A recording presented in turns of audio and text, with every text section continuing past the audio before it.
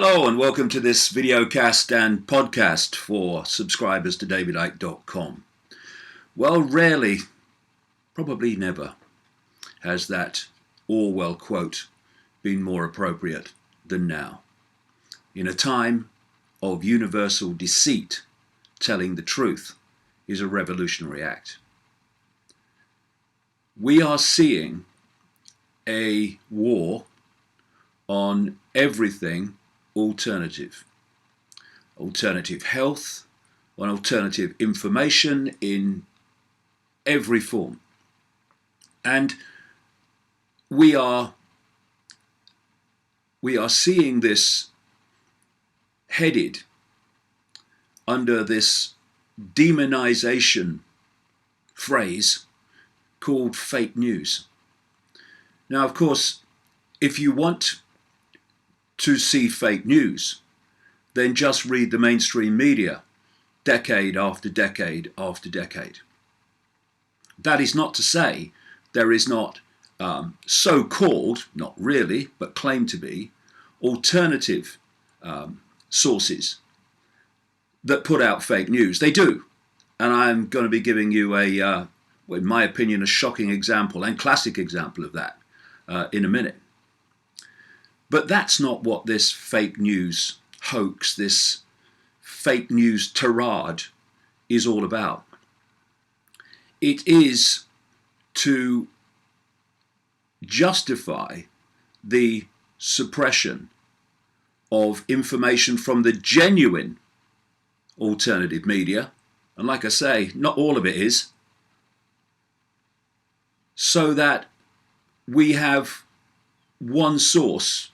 We go back to one source of information from which people get their opinions and views and perceptions, and that's the mainstream media. The mainstream corporate media that's connected to all the other areas of the system, politics, big pharma, big biotech, etc., which constitute what I call the mainstream everything. And perception is the key. We are being subjected to, and have been through almost all known human history, certainly modern history, to a perception deception. It's the name of one of my books. And when you are seeking to program the perceptions of your target population, then you need to control the information that they receive. Because everything comes from perception. What we think, what we do, what we support, what we won't support, what we oppose, all comes from our perceptions of life, the world, and particular events, particular people. And when you are trying to program the perceptions of your target human race, then of course, to do that most effectively, you need to make sure they only have one basic source of information, one basic way of looking at the world, of looking at events like Syria. Because from information comes perception. The last thing you want is for people to present other ways of looking at the same things from different angles, with different information, making it look different to what the mainstream is portraying. This is true of reporting of world events and their significance and their context. It is true of things like vaccines, GMO. You need to get rid of that source of information which is challenging your narrative. Now, what's happened, and I was there when it all began. There weren't many of us around at the time, but a movement began, made up of individuals, not organized, to put out information and to do research that challenged the mainstream narrative. And this has gathered and gathered and gathered in effectiveness to the point now where we are having vast numbers of people getting their information from non-mainstream sources, and the corporate media losing audiences and viewers on a catastrophic scale, catastrophic for the mainstream media, that is.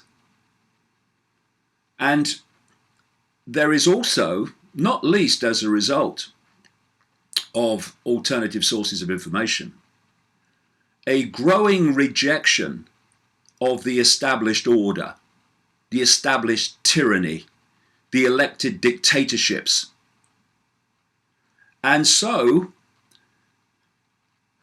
in a massive and in many ways panic-stricken response, the war on alternative sources of information has now gone into top gear. Everywhere you look, fake news, fake news. And of course, what it's being hung on is that it was fake news that got Donald Trump elected. What got him elected was the perception, wrong, I would suggest, but the perception that he was outside of the system, that he was outside the political class and establishment. That's what got him elected. And to hear Hillary Clinton this week saying that fake news is a danger to people. This is the queen of fake news, exposed in WikiLeaks emails released as the Clinton campaign was in cohorts with mainstream media corporate outlets to manipulate information to the benefit of Hillary Clinton. Hillary Clinton lost that election because she has a history of pure evil and breathtaking mendacity and corruption. And people rejected it in very large numbers. Nothing to do with fake news. What in the end did for her was the truth coming out, ironically. So we have this focus now on what is called fake news, and this is what happens.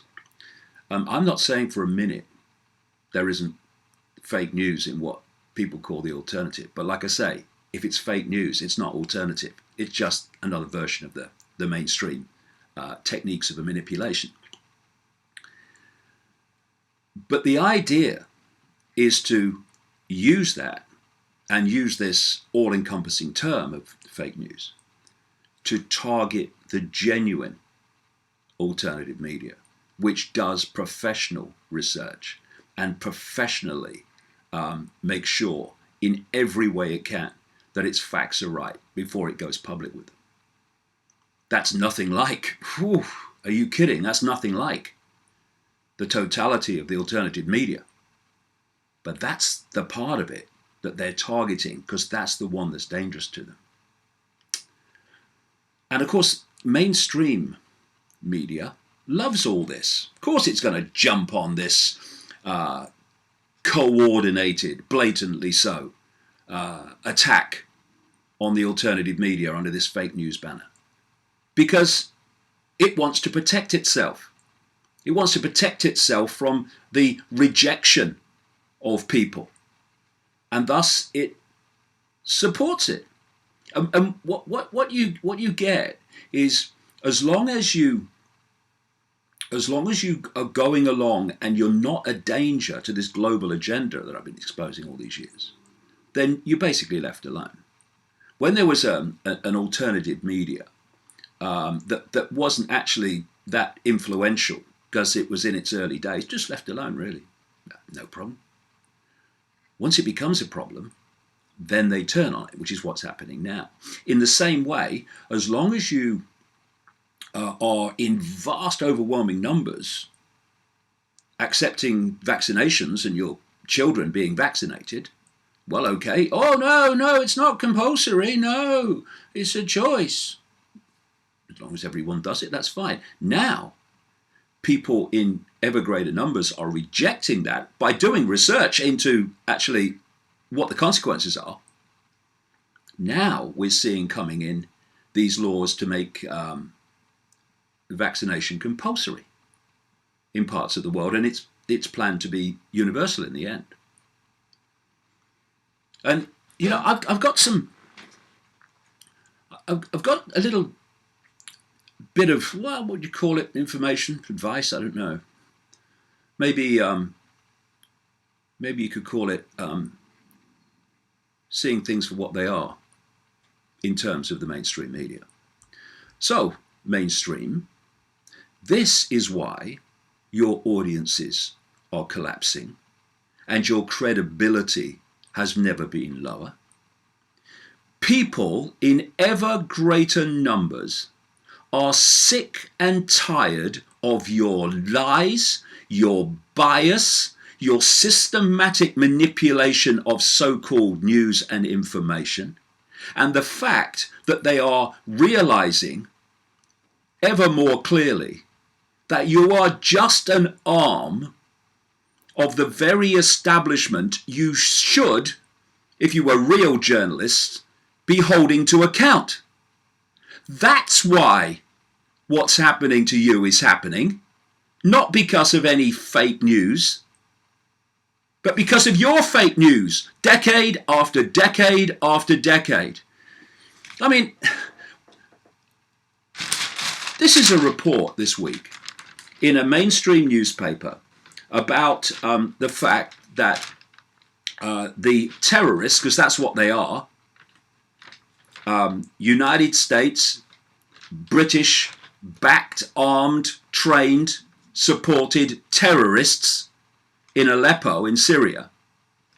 This is the report on how they have been virtually now removed from Aleppo after the extraordinarily grotesque treatment of people, civilians, children, under their control in parts of that city. Instead of celebrating the fact that these people have been freed now in great numbers from that tyranny, from that horror, this is what you get. With Syrian city falling to Assad and Putin, the executions of women and children begin a meltdown of humanity. Evidence? Bugger all! There's no one on the ground there in terms of correspondence. They're getting their information from, if you call it that, from sources that are absolutely not to be trusted. I mean, it quotes here the White Helmets. The White Helmets, who are an organization supposedly created to help people in a humanitarian way, who are funded by all the players who have funded, armed and trained these terrorists, including ISIS, United States, Britain, EU, etc. Oh yeah, that's an unbiased source. And they also quote over and over again in terms of Syria, the mainstream media, an organization called the Syria Observatory for Human Rights. Oh, that sounds grand. Oh, bet they've got a big building. They must be in Syria. They must. You're going to quote them at what's happening in Syria in such detail with unquestioned questioning their accuracy. Do you know what the Syria Observatory for Human Rights is? One man. But at least he lives in Syria. No, he doesn't. He lives in Coventry, in England. Oh, the Syria Observatory for Human Rights said this is terrible what Assad's doing. The man in Coventry hates Assad. And the mainstream media talk about fake news. Do they have mirrors in these buildings? I guess they must not. Within 24 hours, an estimated 10,000 people had fled the horror, but last night there were at least 50,000 still trapped. We're seeing in other mainstream sources things like 100,000 people are still under siege from Assad and the Russians. Evidence? Zilch. And, you know, there are so many ironies in this. I'll give you another one. When the mainstream media has played its part, which is the idea of destroying the alternative, then do you think this hidden hand that wants rid of the alternative media, for reasons I've discussed, is going to allow any part of the mainstream media to tell the truth about anything? Have you seen how the mainstream media even has been targeted more and more around the world in terms of suppression of what it can say? Talk about turkeys campaigning for Christmas. So it's the Russians, it's the Russians, it's the Russians all the way through the mainstream media. It's the Russians that manipulated the American election. Evidence? Oh, the CIA said. Yes, the CIA, who has a history of mendacity that is truly staggering. If the CIA ever told the truth, it would genetically implode from the shock. It's the Russians. I burnt me toast. It's the Russians. Oh, yeah, it's the Russians. He burnt his toast. It's pathetic. And what we're seeing is in all these different areas, not just in things like Syria, we're seeing the imposition of rules, regulations, and laws that are stopping the free flow of information. So, again, we have had now the British Prime Minister, Theresa May, saying that a new definition of anti-Semitism is going to be introduced. Now, this is absolutely nothing to do with protecting Jewish people from attacks and racism. Nothing. It's about protecting the merciless regime in Tel Aviv from legitimate exposure and criticism. That's what it's about. And again, fake news. Theresa May said that one of the reasons this is happening is because attacks on Jewish people in Britain are reportedly on the rise. Well, where do these figures come from? Must be solid, surely. They must be independent. Otherwise, we won't believe them and change things as a result of them. Well, these figures come from an organisation originally set up by the British Board of Jewish Deputies, the big Jewish organisation in Britain, which is now, what was set up is now a charity, where the guy running it gets a really fat salary every year. And it is founded on donations, massive donations, from Jewish people who are frightened of racism and attacks. So, will they go on funding that unless they believe that they are in danger from these attacks and they're rising? The question answers itself. And yet we're taking reports from these organizations, or this organization in this case, on attacks, anti-Semitic attacks in Britain. Everywhere you look, there are vested interests providing so-called information on which the world changes. And free flow of information is suppressed. And what we're looking at now is a takeover of information, a gathering global ministry of truth, as Orwell called it in 1984. A ministry of truth in that book whose real role was propaganda and revising history to suit the perception deception of the day. And one of the major areas this is happening is in involving the internet giants of search engines, Google, the monster that is Google, and social media like Facebook, Twitter. See, this has been the game. You start social media and search engines and all this stuff, and you then allow the free flow of information.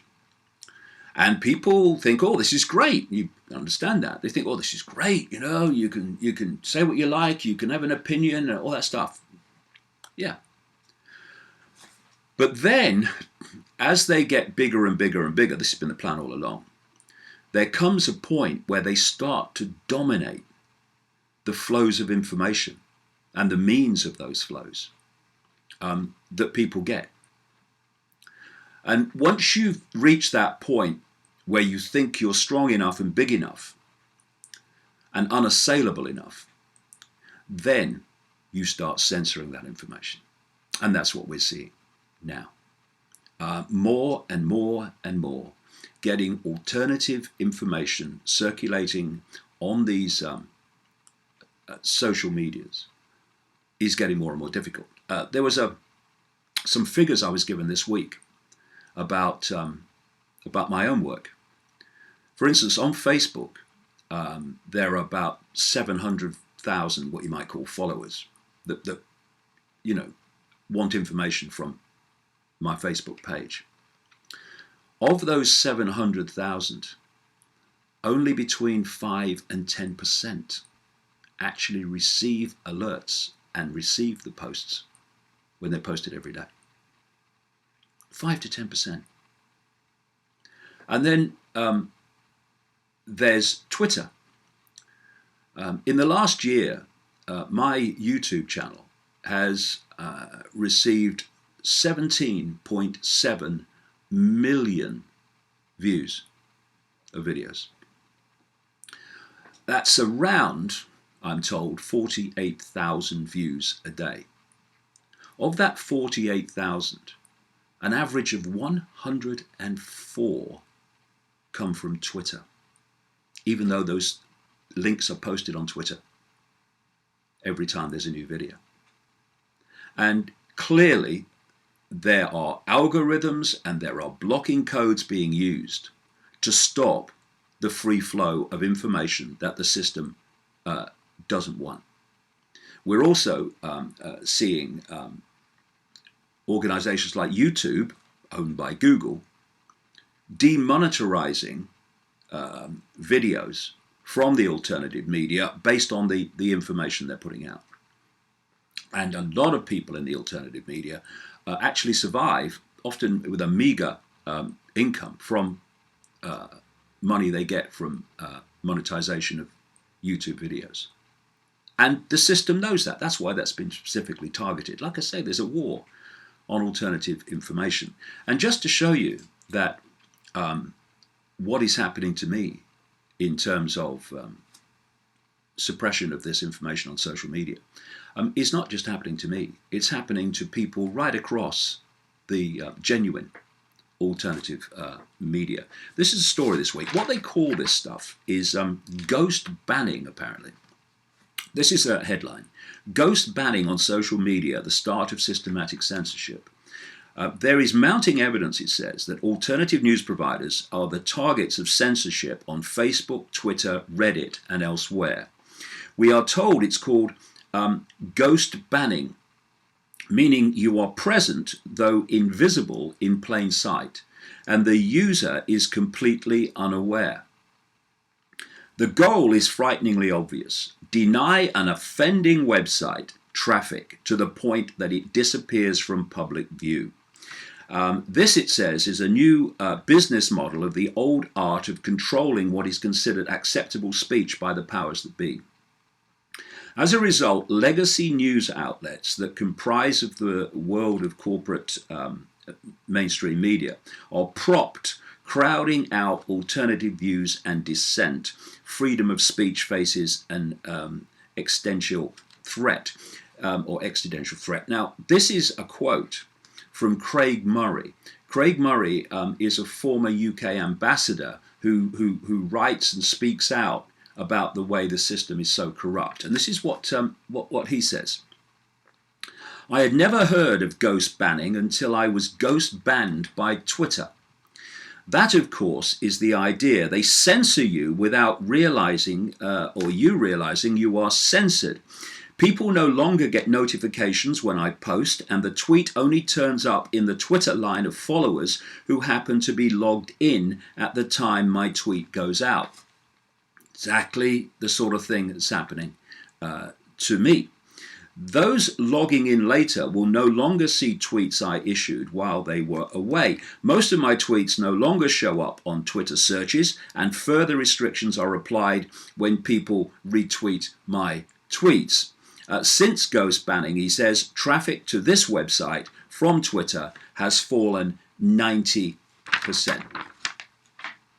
This is what is going on.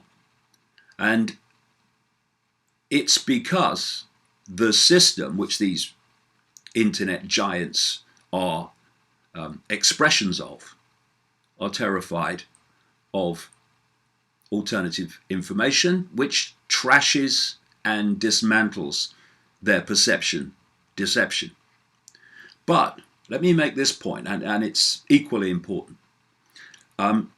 Does fake news exist outside of the mainstream media? Too right it does. And those peddlers of it are helping to destroy the genuine alternative media by giving that which wants to destroy it ammunition. They hold up this fake news crap and say this is the alternative media. I was sent a classic example of it this week from a website called Your Newswire. Operates out of California, and it's run by someone who years ago was a webmaster of davidicke.com. The irony is not lost. And this article, he says in quotes, is written by someone, we are told, called Baxter Dimitri. Baxter Dimitri does not exist. And the picture put alongside Baxter Dimitri is actually the picture of a British sound recordist who I met a number of times years ago. This is what the headline says. Lady Gaga, Prince Charles is not human, in quote. So this is a classic clickbait headline designed to make you click on it and add to the advertising revenue of the site. Lady Gaga, the buzz name there. Oh, Lady Gaga, Prince Charles, another one. Put them together. Prince Charles is not human. Now, people will realize that I've been talking about stuff like that for a long time, not least in books like Children of the Matrix, about a human reptilian hybrid bloodline that actually is manipulating human affairs. But I do it in books where I'm quoting people who've experienced this. I'm quoting people who have knowledge of this by name. So people can then make their own minds up based on that. But this is what this story has done. Basically taking that theme and then making it up. Lady Gaga has told senior staff and associates that Prince Charles is not human, but is a hybrid that shapeshifts between human and reptilian form. Straight out of my work. Apparently, Lady Gaga met Prince Charles at the Royal Variety Performance in London on December the 7th and was criticised in some quarters of the tabloid press for failing to observe royal etiquette, all that stuff. It's now been revealed by whom? Doesn't say. Why? They don't exist. It's now been revealed that Lady Gaga avoided Prince Charles after he shapeshifted during a brief introduction. Quote, Prince Charles was 8 foot tall with yellow eyes that flicker and scaly skin the colour of an iguana. Source of the quote by Lady Gaga? Is it anywhere else? No. The Prince of Wales shapeshifted between this state and human form 2 or 3 times, quote, after introducing himself to her. She claims, Lady Gaga claims, here you go, that she saw him shapeshift in the audience while he performed her song, or she performed her song, maybe he did too, A Million Reasons. Quote, his face in the crowd flashed between human and reptile. I could see his reptile teeth glistening in the light from the other side of the room. Evidence for this? Support for this quote? Zilch. And she is supposed to have said all this, but of course never did. And then this writer, Baxter Dimitri, who doesn't actually exist, says, Lady Gaga's first-hand experiences of the reptilian Illuminati chime with my own research and second-hand accounts. He says, I have dedicated, and what he's doing there is basically taking, well, he's not because he doesn't exist. He's taking basically the theme of my own life and then claiming it for himself. I've dedicated the last 5 years to researching the elusive tyrannical powers that rule our world. Traveling to over 80 countries, what, in 5 years? Blimey. He gets around. And it never ceases to amaze me how many people from very different walks of life have told me stories about seeing people briefly turn into reptilians before their very eyes. I've been told this, says the non-existent Baxter Dimitri.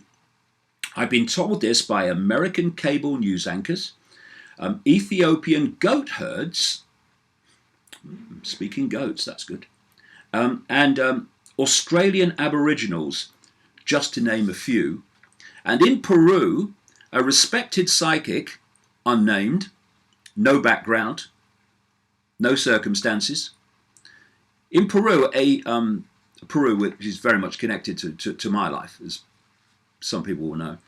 In Peru, a respected psychic told me she sees powerful politicians like Obama, Angela Merkel, and Justin Trudeau turn into reptiles whenever she watches an international news channel. Support for that?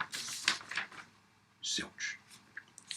And this claims to be the alternative media.